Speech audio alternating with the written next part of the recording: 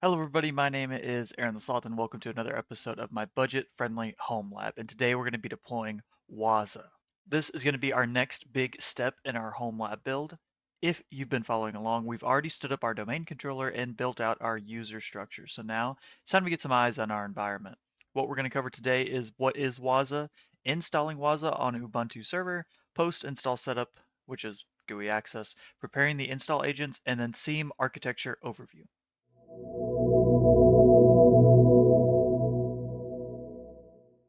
So what exactly is Wazuh, and why are we using it in our home lab?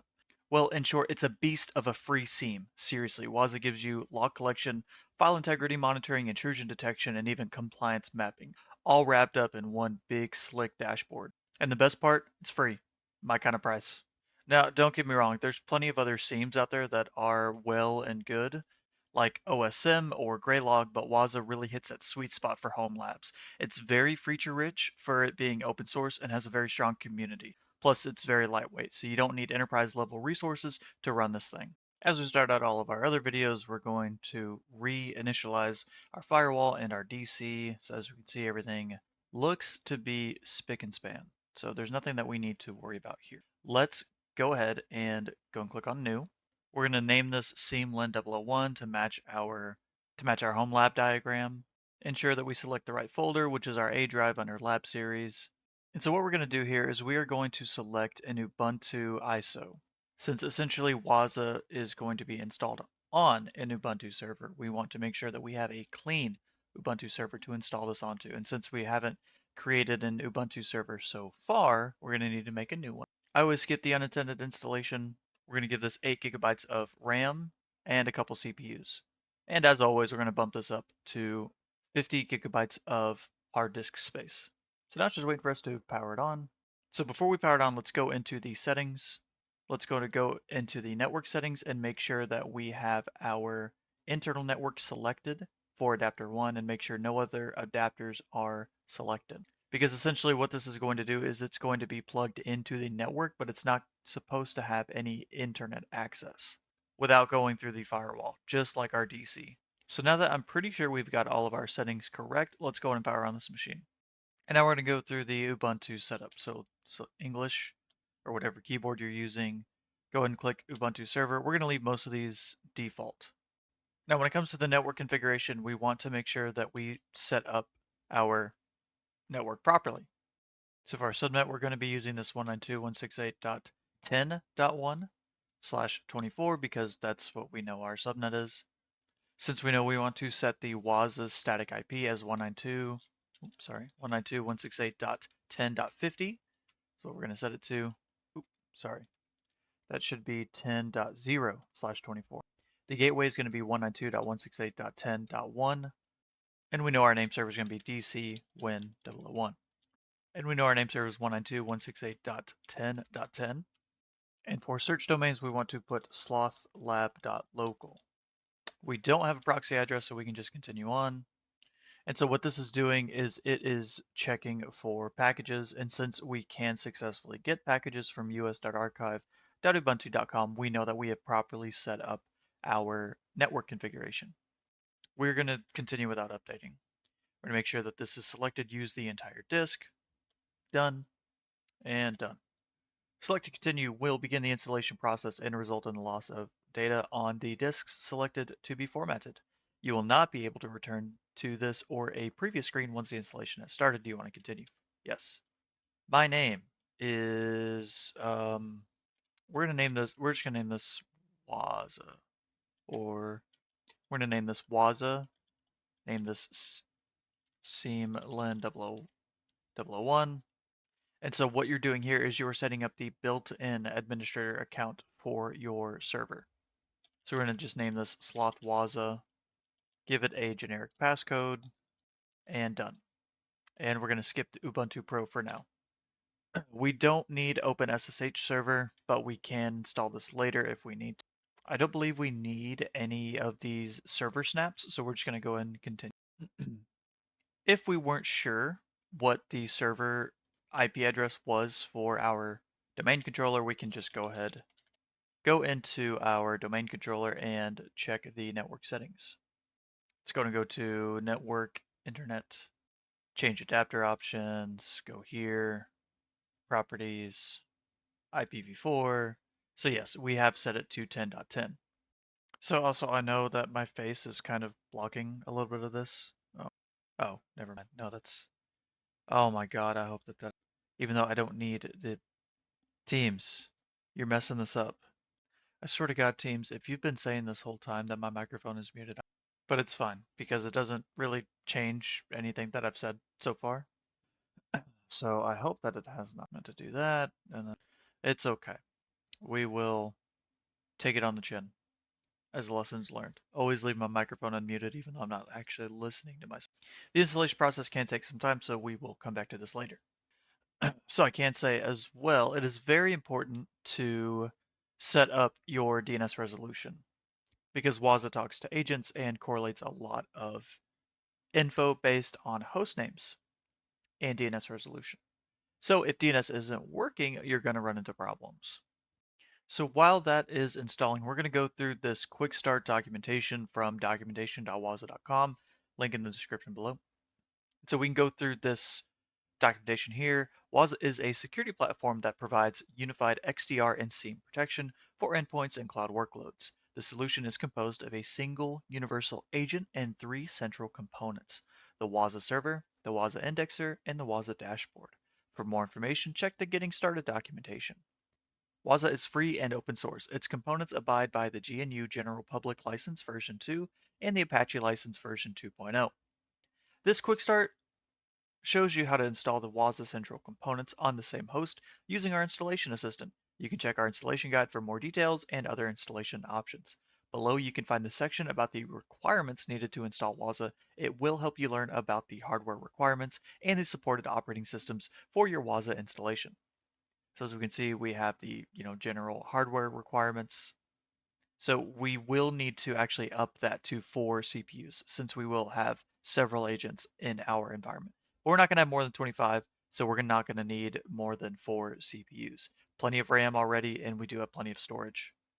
And here they say it here, for larger environments, we recommend a distributed deployment, multi-node cluster configurations. We won't need more than 1 node, but that is available for the Wazuh server and the Wazuh indexer to provide better high availability and load balancing.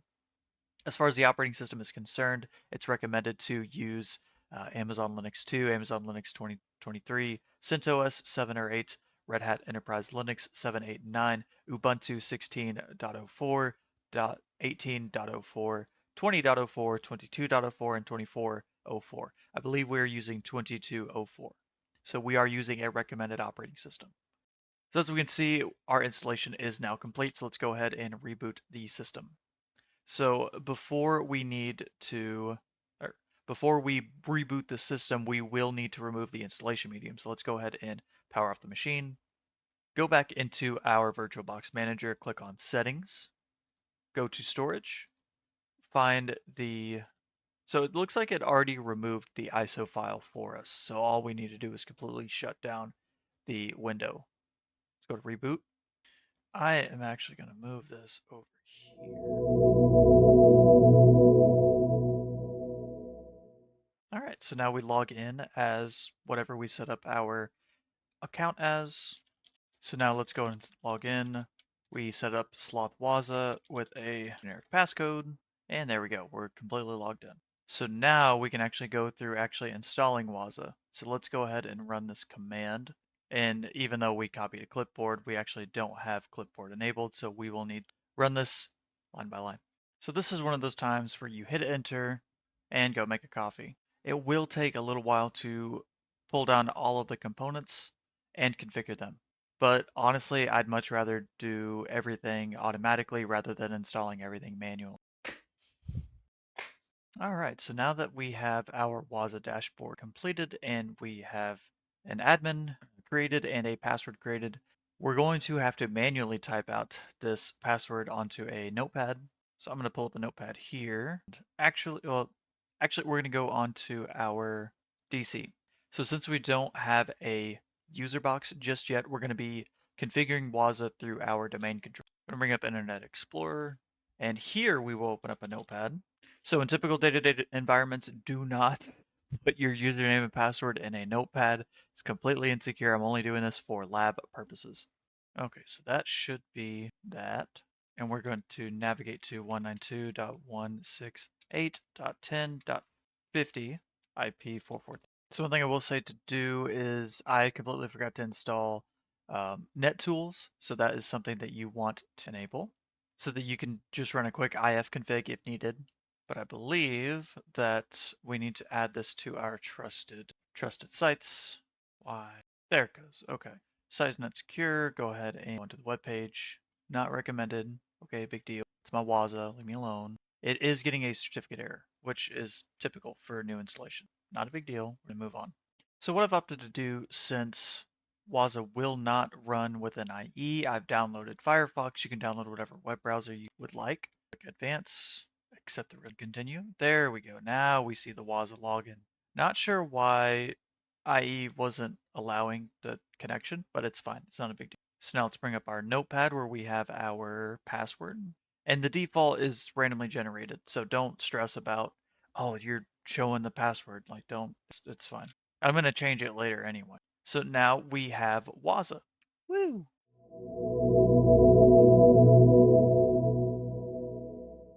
And so this is the main overview panel. Think of this as your security commands. Think of this as your security command center. So here we can see all things. We have an Explore tab. We have endpoint security, threat intelligence, security operations, cloud security, agents management, server management, indexer management, and dashboard management. So what's next? Agents, right? Because right now Wazuh is kind of chilling all by itself. And we want to install an agent on our domain controller, our firewall, etc., etc. That is how we will pull logs and get additional visibility in our environment. And so I've already created a service account called svc_wazuh within Active Directory. This will let us test our domain integration. Once we start working on things like file integrity monitoring, sysmon, and authentication events. And if you're running a firewall like pfSense, like we are here, now it's time to make sure that ports 1514 and 1515 are open so that the agents can actually report into the Wazuh server, which we will get into in the next episode. Because that's it for episode 5. Wazuh is live, the SIEM is ready, and we've got a foundation for real visibility into our lab. In the next episode, we're actually going to go around and install the agents. And we're also going to roll out sysmon onto our DC. And then we're going to start seeing what the logs are telling us.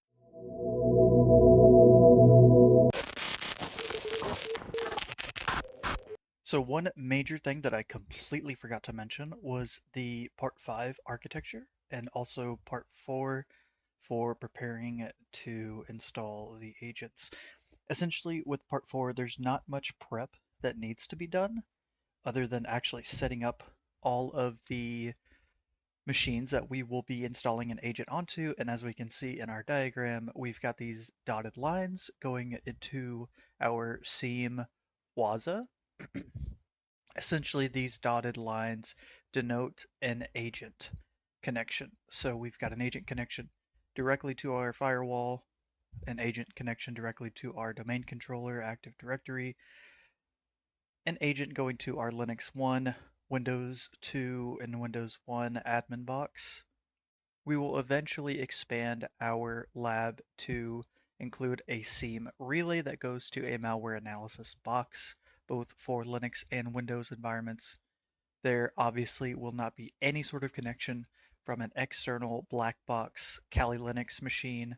That's why I've essentially listed this as an external perspective. This is an isolated environment, and then this is our internal environment.